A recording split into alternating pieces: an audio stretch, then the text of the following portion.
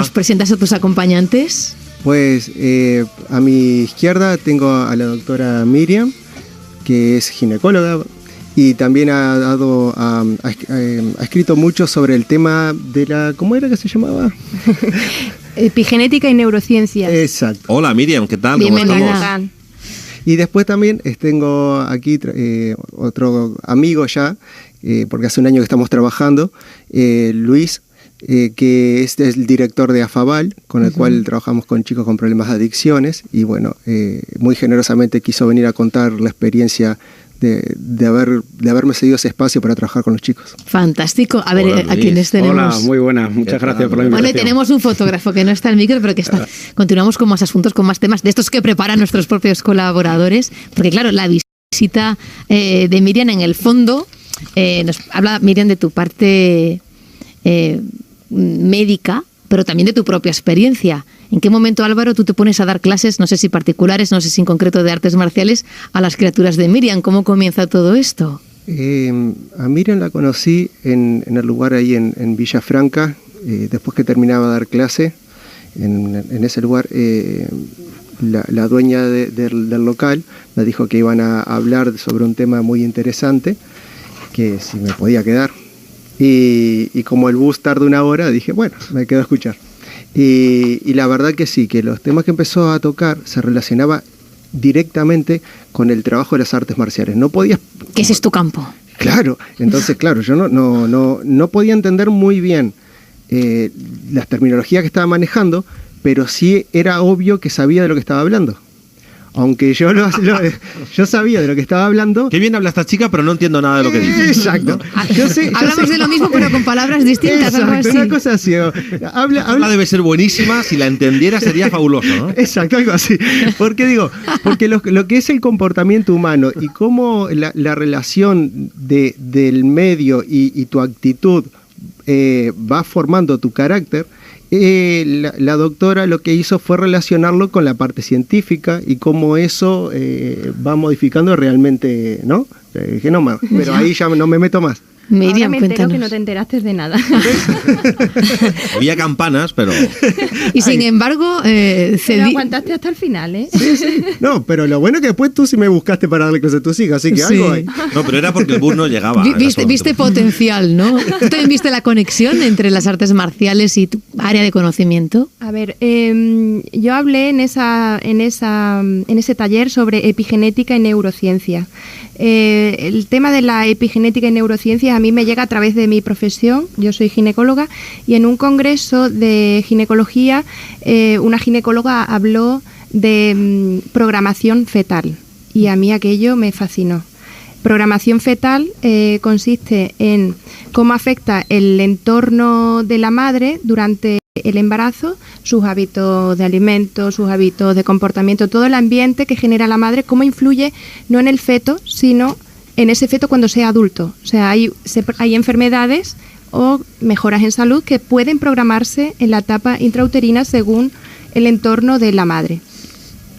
Para entender eso es necesario saber cómo funciona la epigenética y, por supuesto, también las neurociencias aportan muchísimo a todo lo que se relaciona con ya esto. desde que estamos en el feto, que es que esta mañana justo comentábamos este asunto en la mesa de redacción que tenemos con todos los compañeros y nos decían, ¿pero esto qué es? ¿Que ponen a las embarazadas a hacer artes marciales? ¿O cómo es eso? ¿No? ¿Y que eso influye en los niños? No, a ver, una vez que yo me meto en esto de programación fetal, luego ya la epigenética y las neurociencias no solamente estudian esta etapa, sino también las primeras etapas de la vida, los primeros años de vida, ¿vale? Uh-huh. Entonces, todos los primeros, o sea, la vida intrauterina y los primeros años de vida, todo el entorno que te ha rodeado influencia en tus formas, en tu tendencia a estar en salud o a enfermar en tu etapa adulta, ¿vale? Uh-huh. Es decir, no solamente se programa la tendencia a la salud o a la enfermedad en el útero materno, sino también en los primeros años. No, o sea, toda tu vida se forma, se moldea en esos primeros años. Con nuestra neuróloga, con Esther Giralda, hablamos sobre todo de capacidades intelectuales. Tú lo llevas también a enfermedades físicas. Claro, sí, hay una interconexión de todos los sistemas. Es decir, claro. El primero que habló de programación fetal fue un epidemiólogo inglés que se llamaba Barker, que hizo mapas de distribución de enfermedades en Inglaterra y se dio cuenta que en la zona de Inglaterra donde hubo una hambruna, en la siguiente generación había obesidad, hipertensión, diabetes. Es decir, los niños que nacían con bajo peso al nacer, porque sus madres habían pasado hambre, en la etapa adulta eran obesos, hipertensos y diabéticos en un alto porcentaje, ¿vale? Esto no son cuestiones deterministas, ¿vale? Es como... Pero condicionan, ¿no? Exactamente. O sea, como que llevaban grabado que habían pasado mucha hambre antes y ellos comieron más. La explicación la da la epigenética, el metabolismo de ese bebé para sobrevivir a ese ambiente hostil que tenía dentro del útero materno, de falta de alimentos. Para poder sobrevivir a eso, los genes cambian. Los genes relacionados con el metabolismo hacen una serie de modificaciones para convertir su metabolismo en un metabolismo ahorrador de energía. O sea, heredamos las experiencias de los antepasados. Claro, entonces este metabolismo ahorrador de energía, claro, en la etapa adulta, si ahorras mucha energía vas a tener más tendencia a la obesidad, diabetes, todo lo que comas se te hipertensión. queda eso. Y esto empieza aquí, pero también con las emociones de la madre, es decir, el estrés materno, el estar continuamente con el cortisol, que es la hormona del estrés elevado, todo esto programa el eje hipotálamo hipófiso adrenal del bebé, es decir, una serie de estructuras en el bebé para prepararse para un mundo hostil, es decir, se preparan dentro del útero materno para lo que se entiende que van a encontrar fuera, no solamente en el metabolismo, sino, por ejemplo, el estrés intenso y permanente, pues hace una serie de modificaciones epigenéticas en este eje, de manera que en su etapa adulta puede controlar peor el estrés que si no hubiera tenido este estímulo durante su etapa intrauterina. Fíjate, Miriam, pensamos que todo lo podemos controlar o reaprender un poco en la vida, que somos dueños de nuestro destino, y venimos tan condicionados de ella. No hemos nacido, ya tenemos estos condicionantes. Es importante entender que esto no es algo determinista. La epigenética, los cambios en los genes se van a producir durante toda la vida. Y de ahí es lo de las clases de Álvaro, ¿vale? Ahí entraría eso. A ver, simplemente el meditar, solamente eso, se ha demostrado que cambian muchos de los genes relacionados con la inflamación, con el dolor. Por eso la meditación es tan buena para personas enfermas, ¿vale? Pero no solo eso, sino cambia el cerebro literalmente, ¿vale? La meditación da una sabiduría intuitiva y emocional que complementa mucho. Es que Álvaro toca todas las partes. ¿Sí? Él introduce, no solo, dentro de las artes marciales, no pierde la parte de la filosofía que hay detrás, con lo cual ahí estamos en la sabiduría racional, ¿no? Y también al combinarlo con la meditación, pues toda esta parte de sabiduría emocional e intuitiva va incorporada. Las emociones no hay que reprimirlas, ¿vale? Esto de educación emocional, no me gusta la palabra educación porque hay gente que entiende que las emociones hay unas que son negativas y hay que quitarlas. No, no es eso. Las emociones hay que validarlas, y eso lo entiende muy bien Álvaro con los niños. Y encauzarlas. No encauzarlas, sino encauzar la acción que tú haces con ellas. Es decir, si yo tengo un ataque de ira, es válido que tenga ira, porque si tengo ira es por algo. No, las emociones vienen por algo. Ahora, ¿qué puedo hacer con la ira? Si con la ira me dedico a pegarle a cualquier persona que me cruce por ahí para descargar mi ira, eso no está bien, eso no es válido. Pero sí es válido que yo la sienta. Entonces la meditación lo que hace es observar la persona a sí misma, su emoción, validarla, y no hace que esa emoción te supere en tu forma de actuar en la vida. Hay que saber moverse, ¿no? Y en las artes marciales pues se enseña esto precisamente. Y ahí, tomando el ejemplo de la ira, hay una forma, un kata, una forma de trabajar la actitud ante la ira, que se llama Kano Kata. El Ka es el fuego, es la explosión, es la impulsividad. Trabajamos a través del Kano Kata, como dice la doctora, no el condicionar mi emoción, sino las acciones que yo voy a hacer, cómo voy a expresarlo con mi cuerpo, el dominio sobre esa emoción. No el control interno, sino cómo lo voy a manejar hacia el exterior, porque aquí la cuestión es que está bien, todo es válido siempre y cuando no afectemos nuestro entorno, ¿Por qué? Porque nosotros somos parte del entorno.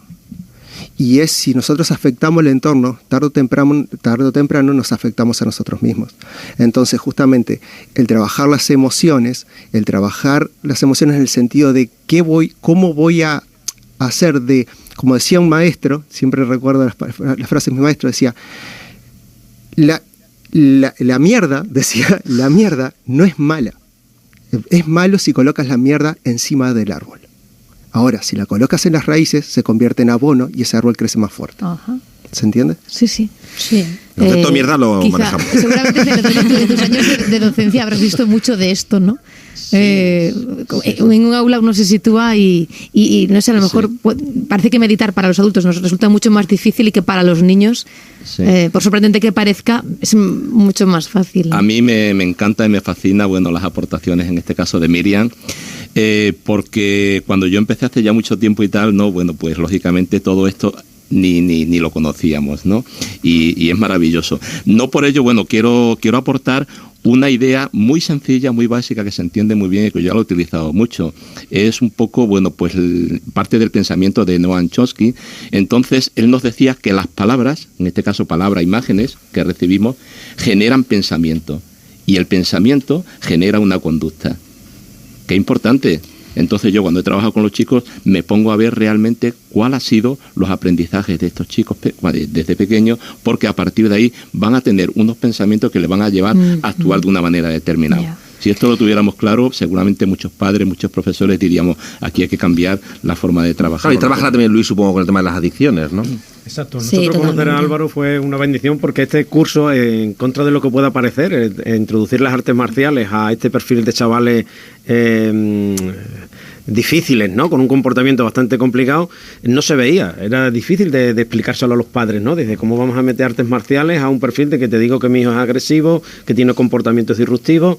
Pero claro, de alguna manera las artes marciales nos sirven para enganchar al chaval. Dentro de ese curso de artes marciales está eso, la meditación, está esta serie de técnicas que emplea Álvaro para la resolución de conflictos y para la paz interior de los chavales. Las artes marciales para nosotros sirve como eso, como cebo, para que los chavales se apunten a este taller. Sí, vamos a la gente piensa que tenemos solo una puntualización. La gente piensa, y esto ya ha salido aquí otras veces, cuando hemos hablado con Ivo, por ejemplo, monitor de boxeo, o con la gente de artes marciales, piensa erróneamente que los chavales que hacen deportes de contacto, deportes físicos, son violentos, y esa gente suele ser al revés, la más pacífica, la que más huye de los conflictos. Tanto yo, gente que conozco que hace boxeo o que hace artes marciales, es justo la gente menos violenta que conozco. Mira, por favor, tenemos que dar paso a Cáceres, tenemos a las dos contertulias ahí, y me apena enormemente que queremos contar algunas cositas. Las noto respirar como queriendo intervenir. Yo quiero decir una cosita.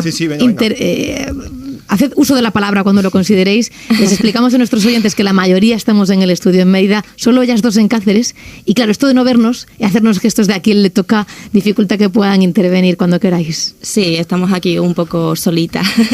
Que a ver, yo con el tema de las emociones quería hablar, y sí que estoy de acuerdo que la meditación, el boxeo, las artes marciales tienen muchos beneficios, tanto para los adultos como para los niños, sobre todo para los niños, porque no dejan de ser una esponja, y si desde las primeras bases y desde las edades más tempranas les enseñamos a que ellos sepan gestionar esas emociones, a la hora de la verdad van a tener una inteligencia emocional bastante buena. Y es lo que decís vosotros, no van a ser conflictivos, pero más que nada porque van a saber gestionar sus propias emociones, van a ser conscientes de ellas y a su vez van a saber también utilizarlas de cara a la sociedad. Mira, esto creo que lo dije en alguna oportunidad aquí con ustedes, pero quiero enfatizarlo, que esto es muy importante para las personas que se estén interesando en que los chicos aprendan artes marciales. Bien, tienen que haber 3 factores para que una arte marcial sea positiva para una persona y para un niño. Bien, la primera es que tiene que haber una constancia para que se vea como el chaval con el que llevamos trabajando más de 6 meses, se ve el resultado, ¿no? Primero es constancia. Segundo, tiene que estar implícita la filosofía. Si es simplemente ir a ponerme los guantes y golpear, cuidado, ¿vale? Tiene que estar implícito en cada movimiento, en cada técnica, la filosofía que trata de transmitir. Y obviamente hay que conocer qué filosofía queremos transmitir. Y el tercer punto es que el maestro o el instructor o el profesor tenga buena pedagogía, que sepa transmitir, que sepa conectar emocionalmente con las personas. Vamos a conectar este tema con el que nos ha propuesto esta semana Teresa Heredia, que